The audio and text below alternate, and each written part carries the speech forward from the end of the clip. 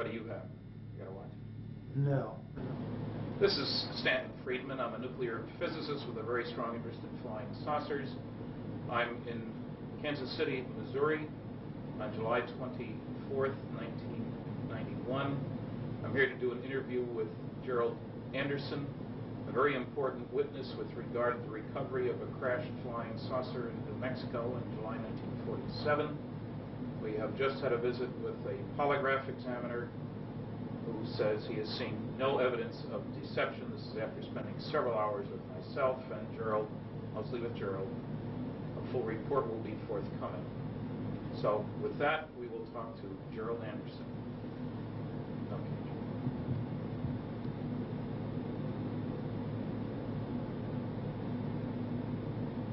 Enough. You state your name, please. My name is Gerald Anderson. Where were you born and when? I was born October 4th, 1941, in Indianapolis, Indiana. Okay, and give me a summary of what happened in 1947 with regard to a crashed flying saucer in New Mexico. Well, we had just moved to Albuquerque, New Mexico on July 4th, 1947. This was approximately the day before we went out on the plains of San Augustine with my Uncle Ted, my cousin Victor, my father, my brother Glenn, and myself. We drove down to the plains of San Augustine, which is west of Socorro, New Mexico, in the Magdalena-Daddle area, and we were down there looking for banded and moss agate, which, according to my Uncle Ted and my cousin Victor, was prevalent in the area. My brother, being an amateur rock hound, and wanted to get some of this, and it was a way of showing us around the area. And they had relatives down in Magdalena that they wanted to introduce us to. And so we had gone down there, and we got down in the Horse Springs area and had driven off onto the plains down an old rutted road for a mile or so, and seemed like a long ways. We parked the car, got out of the car, and walked down a hillside, a semi-forested, I guess you could say. It had pinon trees and scrub oak and stuff like that on it. And we'd walked, well, not scrub oak, but cedar, and walked down the hillside into an arroyo, a dry wash, and then walked south down a dry wash toward where the agates were supposed to be at. And as we came around a bend in the arroyo that had pinon and cedar trees growing on it, we were able to see farther ahead down the arroyo, and on the next ridge line there was a large silver disc-shaped object was embedded in the side of the ridge line, and there was debris and wreckage and stuff strewn about the area, but mainly this thing was intact. I would estimate its size from an adult perspective to be something like 35 feet in diameter. I've heard other people who were there say they thought it was like 50 feet, but as an adult I would say about 35 feet in diameter, quite large. When we got up to it, there were 4 bodies there, not human. There was 2 of them who were obviously dead. One of them was obviously very badly injured, and one of them that apparently suffered no ill effects, or didn't appear to be injured, and was ambulatory, was mobile. I was just sitting there next to the one that was still alive that appeared to be dead. Were they right next to the vehicle? Right next to it, right under the edge of it. And this craft had apparently come in from the east, bounced off one ridge line, went plowing through this arroyo area, and then crashed into the ridge line and embedded itself. And they were sitting back under the edge. It was kind of tilted up like this, and they were sitting back under the edge here. And I'm assuming that this one creature that was all right had laid this material on the ground, but it looked like unrolled tinfoil that these other 3 creatures were laying on, like it was trying to, like you do a person in shock, you know, put them on a blanket, kind of a thing. And apparently it had some boxes there around it, and had apparently been trying to give first aid or help these other creatures when we first got there. And as we approached the creature, drew back like this, like it was in fear of us, like we were going to hurt it. And it wasn't very long, you know, trying to communicate with it. The adults were. It seemed to calm down and just sat there and kind of looked back and forth, watching them, apparently trying to figure out what was going on. Like, what did it look like a little bit more? These creatures, all of them were about 4 foot tall, 4.5 feet tall. They had very large heads that were shaped larger on the top, and they kind of tapered down. Not to a real sharp point, but just tapered down where they were thin. And they had very large, oval-shaped or almond-shaped, I guess you could say, black eyes they were so shiny they had almost a bluish tint to them when the light reflected off of them. Their skin coloration, I think the best way I could describe that is kind of a bluish tinted milky white. It looked like someone in shock. And the ones that were laying on the ground were really looked more that way, more blue, How about ears, nose, mouth? No, there was no visible ears on the creatures, except like if you was just to cover your ear like this, to where there was just a rise there and then a hole, without your earlobe and the rest of the ear there. How about nose? It was the nose was very small, almost imperceptible, and just like 2 holes straight in, and the lips were just a straight line. It was like a cut, and you couldn't see any visible lips like we have. It was just a slit, and What it hair never color? made a sound. Pardon? What hair color? There was no hair. They were completely bald. And no sounds? I never heard a sound of one, not out of any of the creatures, including the one that was... Did you see fingers? Yeah, they had fingers like this. They didn't have a little finger. They just had the thumb, had 3 extra digits, except the center digit was longer, and the other 2 were about the same size. They were very long and slender. It looked very delicate, and I've made the statement before, and I'll make it again. I think they would have made excellent violinists because of the structure of their hands. They were wearing one-piece suits. All of them were dressed exactly the same, and it was sort of a real shiny, silverish gray color. No zippers, buttons? No, I saw no zippers, no buttons. Insignia? No insignias. The only thing that was different, they all had this, but the only thing that was different from the silvery gray suit was that down like the seam on it, like it was a seam on the shoulder, and around the collar it was trimmed in what appeared to be maroon, like cording. Then the suits were continuous with their footgear. You could see right about this area down, it seemed to be less pliable than it was up here, like this was a stiffer area, like they were boots or shoes or something. But they were all dressed exactly the same. Okay, so you and your family are talking back and forth, wondering what was going on. What did your family say? I mean, did they say anything? Yeah, my brother, one of the first remarks I heard made was, that's a goddamn spaceship. There was bodies up there, and I was told not to go up there, which I did. And how old was your brother at the time? He was in his early 20s, I think 20, 21, something like that. He was a lot older than you were. Oh yes, considerably. When we got up there, I kind of meandered off to one side. This thing was cocked up, and I was standing here.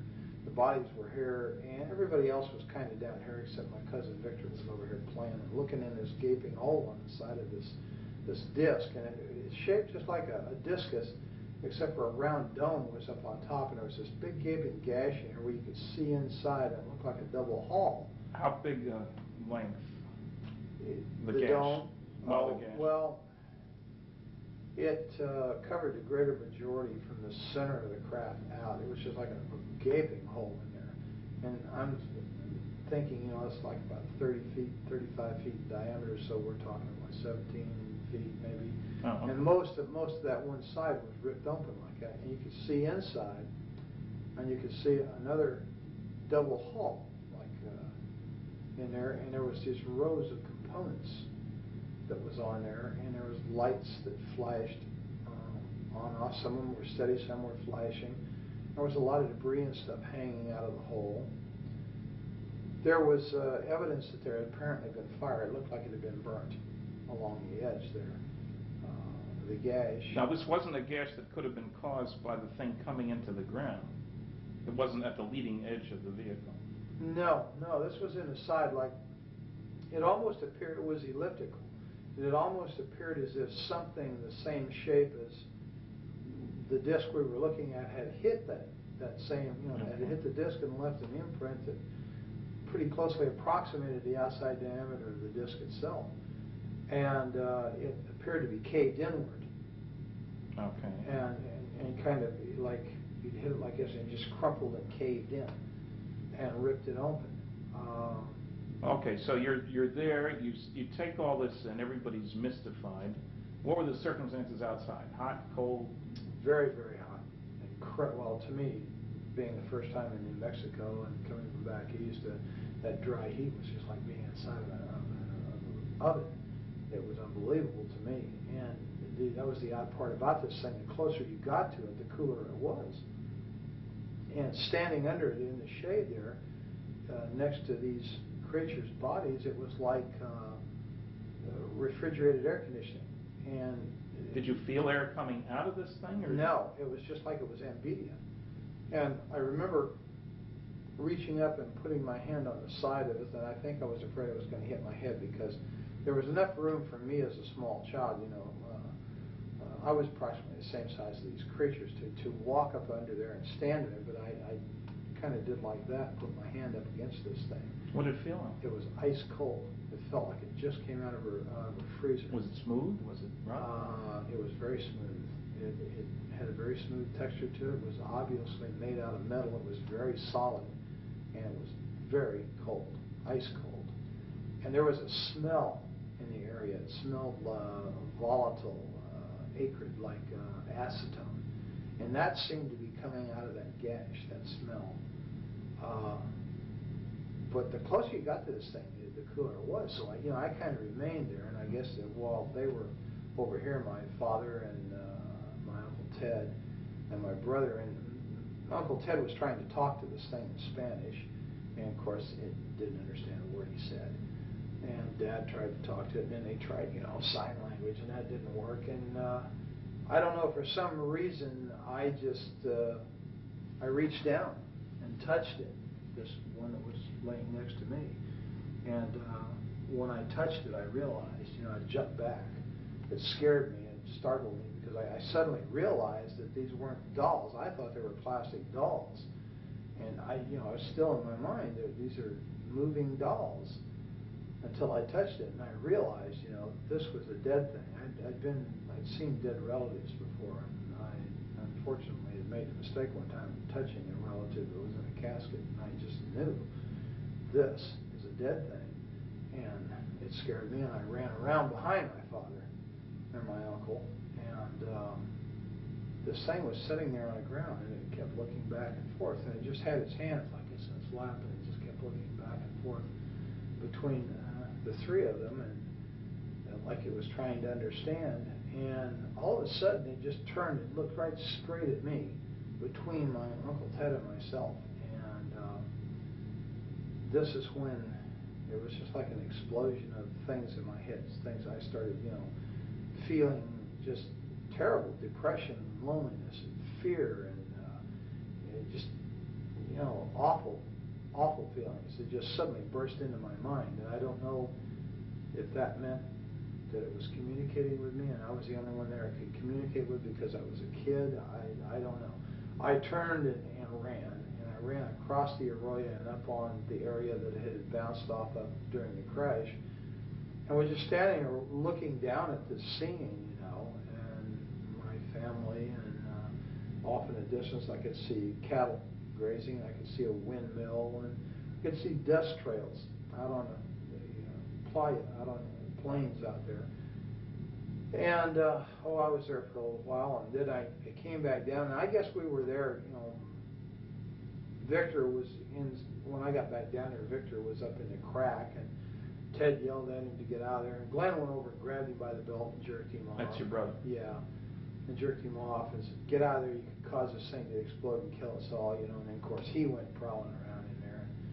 I was kind of standing off to one side looking. That's why I knew that I could look off these rocks that I was standing on right into this thing. That's why I knew, about the lights and the components and stuff. And then, I heard other people talking. I turned and there was a group of people coming up the arroyo from out on the plains from the south. They had come up there, and of course they walked up and was talking. And how many? There was an older man and 5 younger students.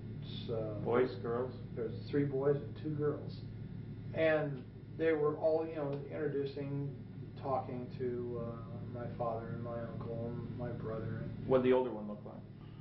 The man. leader of this group, Yep. the man, he was a very tall man, very big man. He was wearing a pith helmet when he first came up, one of those kind of explorer helmets. And he was bald, and I know that because he had taken it off, and he had done this, a couple times with a handkerchief and put it back on. He was a balding man, and he had a round face. He was very ruddy complected. He's a big man, and he apparently was a doctor because they kept calling him doctor. And as I understand it, it was an archaeological group that was out there on some kind of summer thing, and they talked, and he apparently was able to speak several foreign languages, and he tried to talk to this creature several times in different languages, again to no avail. How did he happen to be there? Had he seen the thing? Well, they claimed that they said they saw this thing come down the night before, flaming, and they thought it was a meteorite. And they had talked about, well, in the morning, we'll go over there and see this, where this meteor came down, because that's what they thought it was.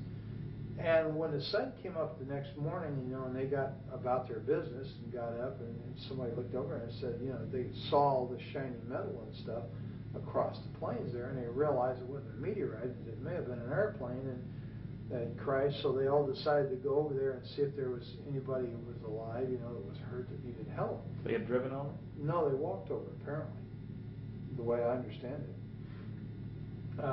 And it's quite a ways across that plain, so it had to take a very long time to do this. Or they may have had a vehicle, I don't know. That's an assumption, I think, on my part. They walked. Okay, so they're around with but their they family. came across the plains nonetheless. I'm not sure if they drove or not. I didn't hear any cars. And then somebody else showed up. Yeah, they were down there just 15, maybe 20 minutes at tops, and they were picking up things, some of the students, and this Dr. Buskirk, that they called him, this one girl went up and said, "Look, doctor, wouldn't this make a beautiful ring?" And she was holding what looked like a red rod, or a red tube of some kind. It was kind of a silvery red. And he kind of snapped at her, and "Put that down, Agnes. You don't know what that is. I think it hurts you. Just don't pick this stuff up." And she kind of said, "Well, yeah, okay, doctor." And then he went back to what he was doing, and she walked away and put it in her pocket. And a lot of them were doing this, sort of picking up things and feeling things. I was picking up things and feeling things. There was all kinds of material, metal, and stuff laying around. Then we heard it. We all heard it. A sound of a motor coming like a truck. And I went back up the incline there to the ridge line, and I could see out there, and there was a truck coming up. It was an old pickup truck. It was sort of a beige color or a tan colored thing, and it had a whip antenna on it. And it stopped, and this guy got out, and he's wearing brown clothes. He's got boots on, and he's wearing a straw hat, just like the kind Harry Truman always wore.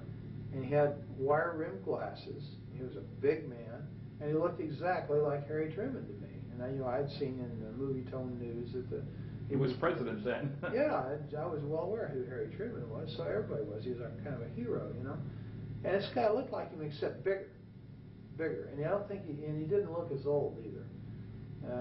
His hair was kind of light gray, and he walked over there, and they got to talking, with everybody, and he told them that he worked out on the plains out there, and that he made maps, and that he had seen the wreckage from out there on the plains, and he saw the people, and he thought it was a plane wreck, and just something was going on, and he came over there to see.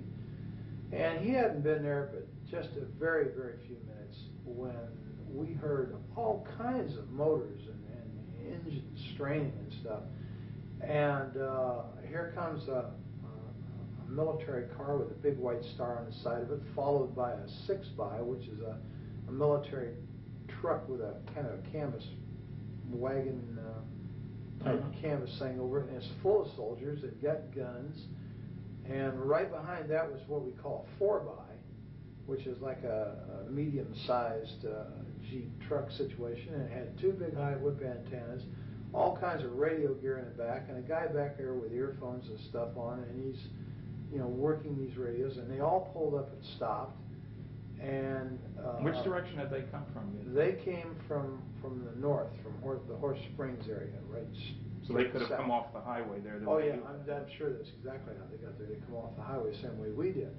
Well, in the meantime, when it stopped, this black soldier, the sergeant, and the reason I know he was a sergeant, my brother told me he was, and he got out of this car, and then a guy got out on the other side, and Glenn said he was a captain. He told me later he was a captain, and this guy had orange-red hair, and all the soldiers then came running over there, pointing guns at people, and telling them, get away, get away, get away, you know.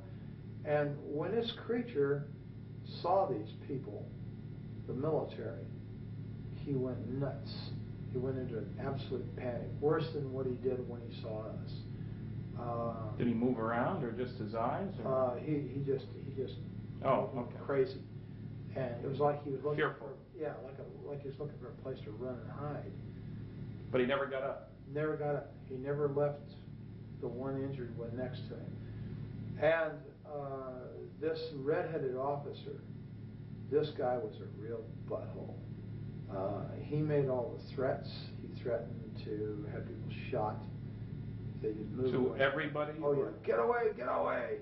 You know, we'll shoot. Get away from there. This is a military secret. You know, just screaming and hollering. And he told my uncle and my father that if they didn't want to spend the rest of their life in prison, they would never say anything about what they saw there. If they ever wanted to see us kids again, they'd take the kids away, and they'd never see the kids, you know, meaning me and Victor, that we'd better keep our mouths shut. If we did not, this is what was going to happen. They were threatening people and pushing people. And the students as well? And Dr. Oh yeah, they were hustling everybody. And one of the soldiers pushed my uncle. He had a rifle, I guess, and he shoved him back like that. Well, that was something you don't do to my Uncle Ted. Ted had a violent temper, and he grabbed the rifle and reached over top, smacked this guy, and dropped him right there. And Ted had dropped, fight had dropped the hat. This guy's a cowboy. He'll hit you in a minute. And of course, when he did that, there was bolts opened, and I guess cocking. You know, they were cocking their rifles. They were pointing guns at people, and everybody, Buskirk and Glenn and Dad, grabbed him, you know, pulled him back and got him away. Don't, man, they're going to shoot. Don't do that, you know, trying to stop this. And I think we came very close to having someone shot. Then they really started threatening, you know, and they interviewed. Well, did the redhead do all the talking, pretty much, too? Pretty much, except once in a while the sergeant would chime in and make statements like that to other people in response to the redhead. But mainly it was the redheaded. Was there a name tag? Yes, there was, and his name was Armstrong. And I'm not sure if I know that from having read it or know that from remembering it, now being able to read it in my memory, or if someone said that to me. But his name was Armstrong, was right here on his uniform. Now, they chased you guys away pretty quick. Yeah, they did. And they herded us up like cattle, and they moved us up the Arroyo, back in the direction we'd come from, over the protest of this Dr. Buskirk, who said, no, we've got to go the other way. We came from over there. I don't care where you came from. Get your ass up the Arroyo. And they ran us up the Arroyo. And so you get to your car then? Right. Now, they take us up the Arroyo, and just below the hill that we came down, they broke us off and moved us up the hill. Now, this whole time, no one has ever frisked us down. No one has ever checked our pockets to see if we picked up any of this material. And this girl, Agnes, still has that stuff in her pocket, and some of the other students had stuff. To my knowledge, up to that point, they had not been searched. Whether they did so afterward, I don't know. They never searched us, ever. They run us back up the hill, and when we got to where the car was parked, where Dad had parked the car up there, there's a Jeep with a guy sitting in the back, and there's a mounted machine gun in the back of this Jeep, and all these soldiers. The Jeep pulls out, we're told to get in the car, we follow the Jeep, and the soldiers go with us all the way back out to the highway. And when we get back out to the highway, they set us right there. They wouldn't let us out of the car. They wouldn't let us move forward. I don't know whether they were making a decision or what. When we got out to the highway, this place was absolutely full of military personnel, military equipment. There was airplanes sitting out there that they had landed on the highway.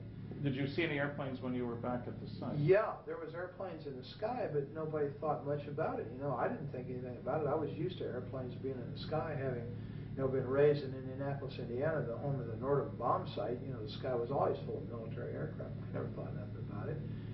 And when we get back onto the highway, there's observation aircraft, you know, high-winged aircraft, and there's one, what I know now to be a C-47 sitting there, and how we didn't hear that land's beyond me. And how he landed, well, of course, I guess you could land if you're a good pilot out there, because there's no telephone poles or anything. And it was, they had torn the fence down on the north side of that highway, and all this equipment was setting back up there, and that plane was up there, and they were taking stuff out of the plane. There was military ambulances, and there was trucks with wreckers, cranes on them, and there was tankers, like maybe had fuel or water in them. It was just, everywhere you looked, there was military. And a major recovery operation. Yeah, it looked like an invasion force. It really did. And they were all wearing these light khaki uniforms. They didn't look like, you know, olive drabs. They were light khaki, and they all had the same patch over there, that kind of blue funny patch with the circles on it was on their shoulder.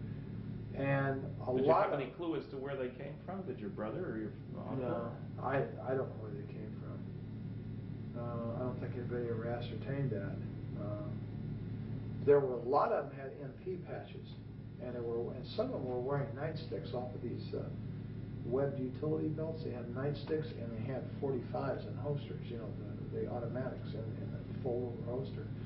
And these were the people who were given most of the orders. They had the road barricaded off out there, and we sat there for a very long time, and, you know, we were getting thirsty and everything, and we asked, you know, if we could go back to Horse Springs and get some water. Oh, no, you can't go through there. And right after that, they said, no, you just turn around and you head out of here now, and you go to Socorro, and this is a redhead again, you keep your mouth shut, you just keep going, and don't look back. Well, so we drove away, you know, and Dad and I said, hell with it, we'll go to Magdalena, we'll get water in Magdalena, you know, because that's where John Trujillo lived, their relative of Ted. And so as we drove away, I was looking out the back window, and I could see Dr. Buskirk and these kids, and that guy that got out of the pickup was standing there, and this Dr. Buskirk was doing just like this in this red-headed officer's face, and he kept pointing back behind him.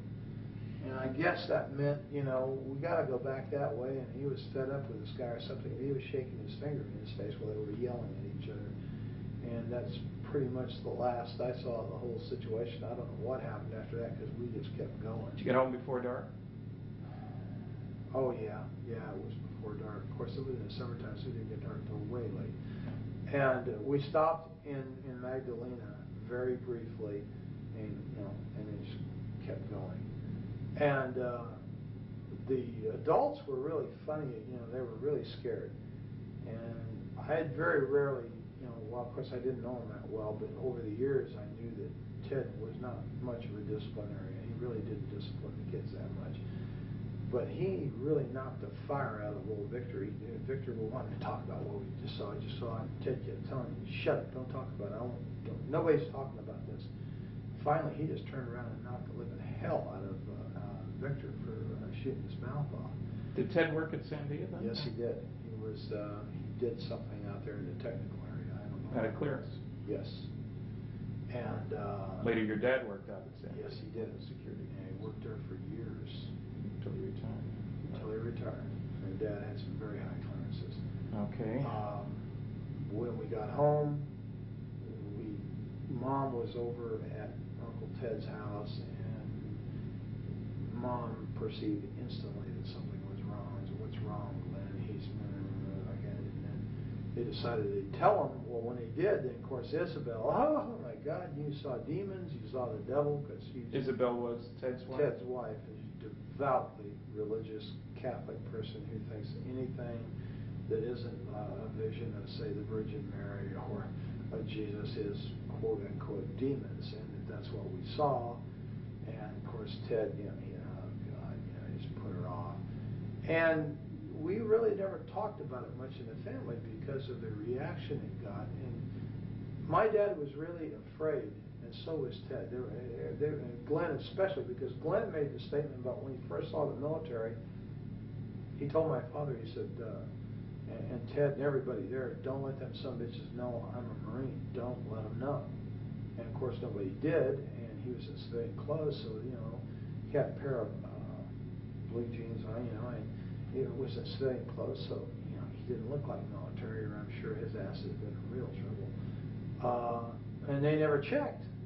They just assumed, I guess, that we were. Did they ask your names? Oh yeah, they took our names. They got all that from my dad, and my brother just very cursory would, just hardly talk to him at all. He let Dad and Ted do most of the talking, which was pretty smart, I think, under the circumstances. And of course, they never really asked me any questions at all. You were just a kid. Yeah, I was just a kid. And well, you first went public with this. Now, let's first square away. All the other 4 that you were with are dead. Yes. It's been some time. And my brother died of a heart attack in Mexico City. My dad died of a heart attack in '78. And Ted and Victor were killed in an automobile accident in the mid-'60s, and I assume it was '65. Right, now, there's a strange diary that's turned up. How did that happen? Well, when I went to my father's funeral in 1978, a lot of Dad's personal belongings were given to us boys. You didn't live in the area at the time. Oh, no. You'd gone off to the military. I've been in the military, and subsequently, on return to the military, moved to Colorado immediately. And your dad had remarried a couple of times. Oh yeah, this was so Dad was on his 3rd wife, and his personal belongings and stuff, were kind of given to my 2 brothers and myself. And my cousin Valley Jean was there at the funeral. That's Ted's daughter. Yes, and she came up and was talking to me, and she said, "Here, you were there. You need to have this too." And she handed me these photocopies.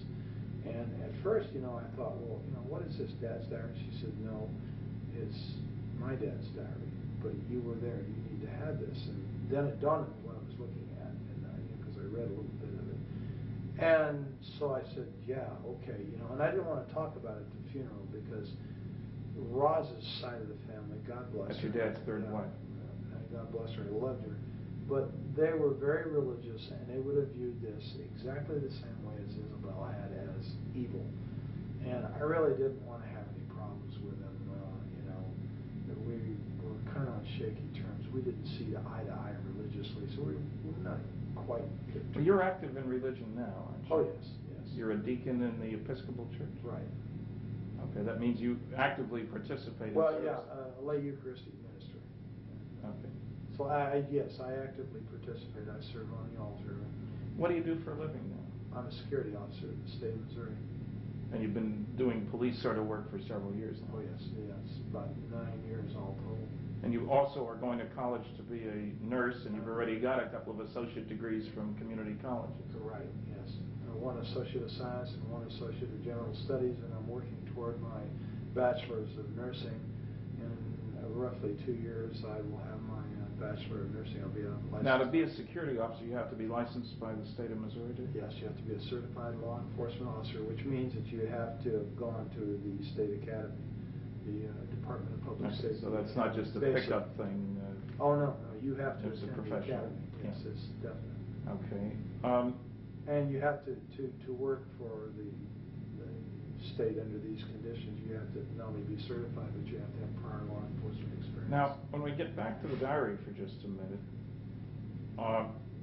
when you were hypnotized by John Carpenter, a psychiatric social worker, and he was asking you questions about the diary, apparently you'd been told that there were a number of copies of that around?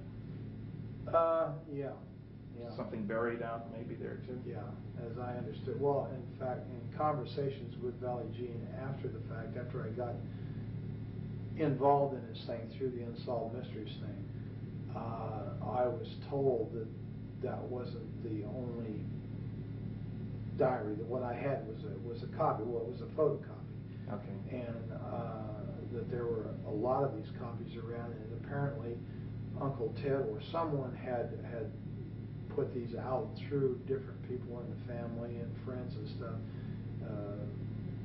for reasons, I don't know, to keep them from getting lost or something like that. Okay, now when I asked you for the original, you contacted who? Well, yeah, Valley Jean. That was Valley Jean, okay. Right. She was in a convent. Right. And she was reluctant to do anything. You had to call a number of times, as I recall. That's correct. And you talked to the bishop? Somebody talked to him? Yeah, I talked to a bishop. And he convinced her to send the stuff to me? Yes, apparently. Okay, because I got it directly from Colorado with a cover letter that strongly indicated that she didn't want any more to do with this. That was part of the agreement. But that she considered this the work of the devil, or words to that effect anyway. Yeah, I think she's of the same opinion that her mother was. Okay, that it so was the work of the devil. And you see, all I ever had of this was the photographic copies that I had showed you originally. And as I understand it, you received the original. I received the original from which those had been Right. made. They were partly burnt. She mentioned she had intended to burn them, but because of your persistence and with the agreement that I never contact her, she would send them to me. And as you know, when I had forensic analysis done, it showed that the ink dated from the early 70s. The paper could have been available in 47. So it was clearly not an original. But it was also done before there was any publicity about this case anywhere, because I know I was the first one to get involved. Exactly. Now, as you know, we have discovered, not I, but you had identi-sketches done by a police artist of the various people involved in this. Right. And as you know, there is a picture, several pictures that seem to indicate that Dr. Buskirk was Dr. Winfred Buskirk, who had received his PhD at the University of New Mexico. And you had described him as in his late 30s, early 40s. It turns out he was 39 in 1947. He was bald and been bald most of his life, even up to then. Was there other contact between you and he at that time, as far as you knew? Your family and him, or? I don't know. Well, not to your knowledge. Not to my knowledge. I don't believe my dad had ever contacted him. There's a possibility that Ted may have, and I'm not sure why. I think Valley Jean had alluded to the fact that Ted had been in contact with him, and that they had corresponded and this kind of thing. But as far as any personal knowledge of it, no. Okay, now you didn't tell your story really until the Unsolved Mysteries program was rerun in January of 1990? That's right. That's when you contacted them, got my address, wrote me, wrote Kevin Randall, and we're a little upset that the program wasn't quite accurate. Well, yeah, that was the whole thing. It started off as a fluke to begin with, because everything that I saw didn't jive with what I had seen personally. And I guess I was kind of miffed, here all these years. I had been primarily forced, by not only by others, but by, my own sense of survival to keep my mouth shut. And wow, here it is, it's on TV. Hey, you got it wrong. And so, I just impulsively called the number and told the lady, wait a minute, that whole thing was wrong. Well, how do you know that, sir? And I said, well, because I was there, that's why. And boy, that apparently pulled somebody's string. Yeah, and the key thing that was wrong, of course, there were a few mistakes in an otherwise excellent program, was that they had that, the Barney Barnett, the civil engineer story, over near Corona, and you knew that it was over in the plains. Right. There's a lot more. Well, yeah, and then the fact that the thing looked like a tin flat hat or a tin top hat, and it didn't. It was dish shape, and Barney Barnett, or whoever the guy in the truck was, did not drive right up to it on a road. It wasn't parked conveniently next to a thoroughfare, you know. Right. And it was just things like that. And I don't know. I just, for some reason, I thought, well, you know, geez, look. It's already public. Yeah, the story's out, and let's get it right, you know. Of course, I don't think I realized at the time, you know, how involved this was going to be, but what kind of response? You live and learn. Now, I got you together with John Carpenter, the psychiatric social worker, and you guys had several sessions, and then we flew out to the site. You're reasonably convinced now that the second time around out there we did find the exact location. Yeah, the first time in, you know, it was like 43 years. And we're in a helicopter, which you would never... Yeah, I was in the air this time, and the last time I was underground. And so, you know, the landmarks were a little confusing. I was positive I was in the right place. But until we actually got on the ground, John and I, and retraced the route in there that we had come in the car, I wasn't absolutely sure. There was two ridge lines there, and I wasn't really sure of which one it was. And I had the feeling that the first one that I had pointed out was the correct one, but once I went in on the ground on foot with John, I knew instantly that it wasn't that one, it was the other one, and I'm absolutely positive that that's where I was at. There's no question in my mind. And you will recall that you described the woman who sold you the pop on the way in? Right. And we found the older woman there who said that was exactly what she looked like. That's right. And I'll never forget that lady because I had it with the heat. I'm telling you. Back seat of that 40 Plymouth, down those dirty old roads and stuff, and for mile after mile. And of course, my dad was one of these kind of people. When he got in a car, it was point A to point B nonstop. I don't know why. He just never stopped to smell the roses along the way. And so, you know, I was pretty sad shape, and you know, I remember that lady quite well. What kind of response have you had? You went public. I mean, John talked to a newsman. You both talked. He called me. In the Springfield newspaper, paper carried a very straight, very large article, and that got spread around by lots of people. So suddenly you're a celebrity, if you will. What kind of reaction from the people who knew you on campus where you worked, your friends? Oh, very, very few negativists. There's the noisy negativist, you know. We have those.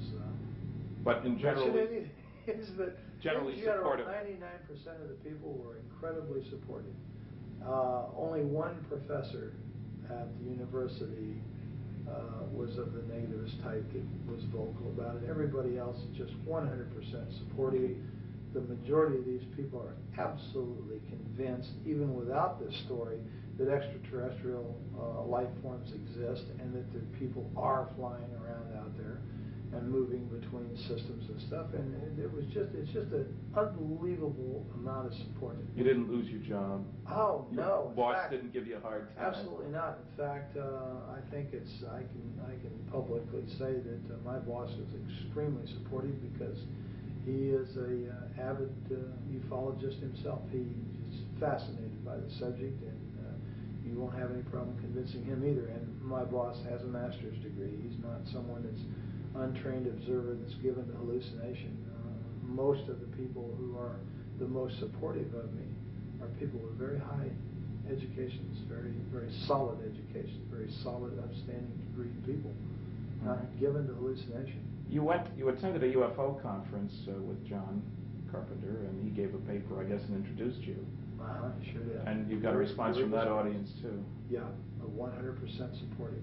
I was really quite relieved and made very, very welcome. And, well, you've been interviewed by a number of other people. Linda Howe, working on a documentary and so forth, seems to have bought the story. Now, how much contact did you have with Kevin Randall? A very brief telephone call. I came home from work one day and there was a message on my answering machine, and as you well know, I have a tendency to be hard to get a hold of. Yes. And he'd left his number, and of course I had his address and yours, and I had sent cards to both of you, and something to the effect, if you want to know what really happened out there, call me. Yeah.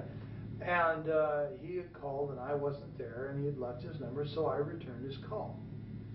Now, I talked to him very briefly. primarily because I didn't like the man's attitude. I don't feel comfortable with people who call other people liars and charlatans and phonies and say that they rig their research to make it come out the way they want. And when someone starts telling me this kind of thing, then the first thing I want to do is I want to get away from them. And this is exactly what I did. Now, I understand that this man claims that I talked to him for 2 hours and that he has a 2-hour tape of one contradiction after another of me, and that's not quite true. Okay, there's been no other contact with him? No other contact. I won't give the man the time of day. And has any other investigator, any of the noisy negativists approached you directly? No, none at all.